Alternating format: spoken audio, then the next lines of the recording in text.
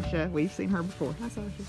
And we are here at the amphitheater in Lake Dardanelle State Park, and we are going to do the first day hike. You want to tell us a little bit about the first day hike, Sasha? So first day hikes are a national initiative just to get people out and get them enjoying the outdoors and starting off the new year on the right foot. Everybody makes New Year's resolutions. Some people stick to them, some people don't. But if we can get everybody out for a first day hike, then we know we did our part to get them off on the right foot. So no pun intended. So all of Arkansas state parks participate, and some parks have multiple hikes during the day and some parks only have one. Kind of depends on if they have multiple trails or not. We have one trail, which is 0.8 of a mile long, so it's not going to be strenuous, but we will have fun while we're out there. Yeah, and I hear lots of birds.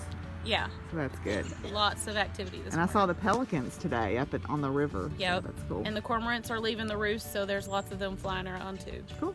All right, thank you.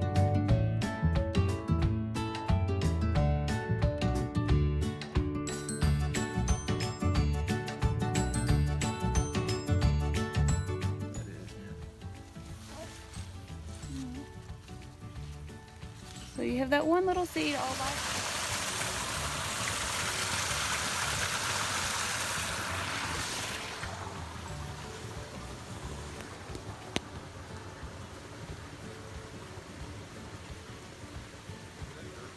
And we have red oaks, right?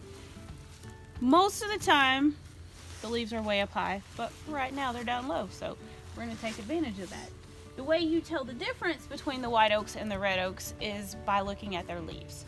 So oaks typically have that kind of lobed pattern that goes in and out all the way around them, but the red oaks have a tiny little bristle at the end of each lobe, and the white oaks do not have those. Right? You see the little bristle? Shingle oak. Right? Which you don't see too much around here because these are very flood prone, water dependent. So they're called shingle oaks because they used to be used to make wooden shingles for houses, right? But their leaves are thick, almost like a magnolia leaf. So they're very thick and leathery, but they only have a single lobe.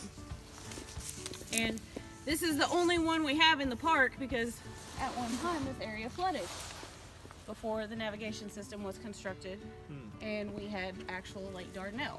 Back when this was just the Arkansas River, this area would flood, and so we have shingle oaks and we have swamp chestnut oaks, which have larger acorns, which are dependent on the floodwaters to carry them around. So until they're way above where you can get to, but the birds love them, and if you can get to them, they taste nice.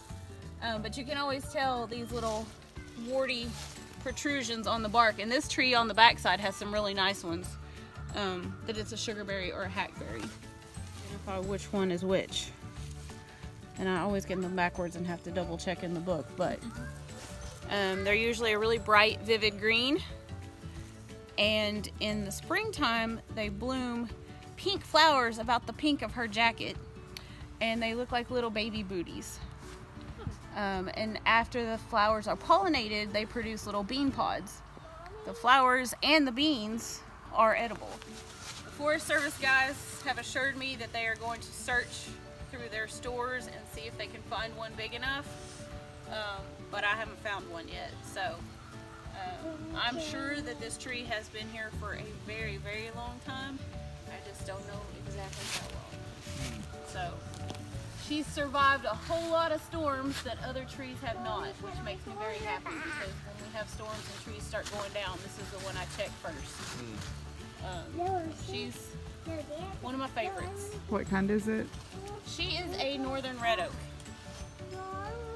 So when she's fully leafed, all these sharp pointy leaves are hers. And you can, compared to that other leaf I was holding, her lobes are much deeper, and they get much sharper points. But even though the leaf goes to a point, it still has those bristles at the end of those points.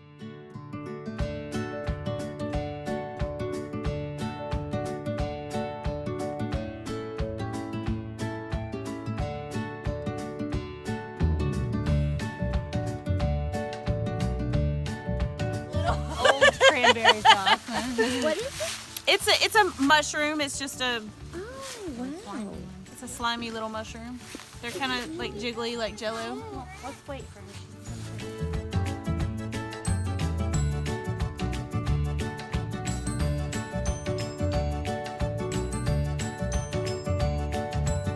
Some deer tracks. Almost did. We thought we might saw some faint turkey out here. We do have turkey here. Yeah, some faint, maybe faint turkey tracks. They're harder to see though. There's some good ones over there. Yeah. See? Clump is the last batch. Yeah, it's like Jello.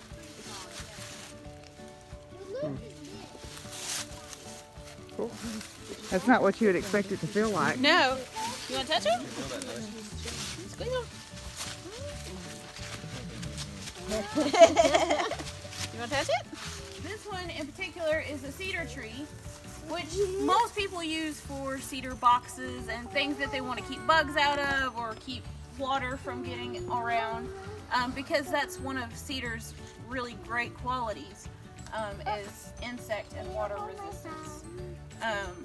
Most people don't necessarily like cedar trees because they absorb a lot of water, but ticks also really like them. But for Native Americans, cedar is a sacred wood. So they used it for flutes and things like that, for ceremonial purposes and things. So although a lot of people don't necessarily think cedar is their favorite tree, it has a long history. So that's one of the many trees that are marked around the trail. So they're still real bright green and soft and sort of squishy before they get thorns. They actually taste kind of like green beans. So you ever, want a trailside snack? Greenbriers actually make a pretty good snack as long as you get them while they're tender. Nobody wants to eat the thorns, but the tender parts are really tasty. So here we go. So we have the red oak with the bristles, and we have the white oak with no bristles. So you can see how it has much more curvy lobes and no bristles. We'll show these trash bag out of the way. How about that? No, I'm taking video. Okay. So what is that? It's another one of the more slimy mushrooms. Neon orange fungus. So right up there. Yeah. I just thought it was a squirrel nest or something, and then I saw the hawks fly into it last year. But after everything leaked out, you couldn't see it anymore. Yeah. So. Cool. So, but yeah, they were. So yeah. Oh, there's another little one. Good time of year. You can take your picture, but we can take the picture. And if you want, we'll sign the papers up here, but we'll walk down there to the actual Meadowbrook Trail sign to take the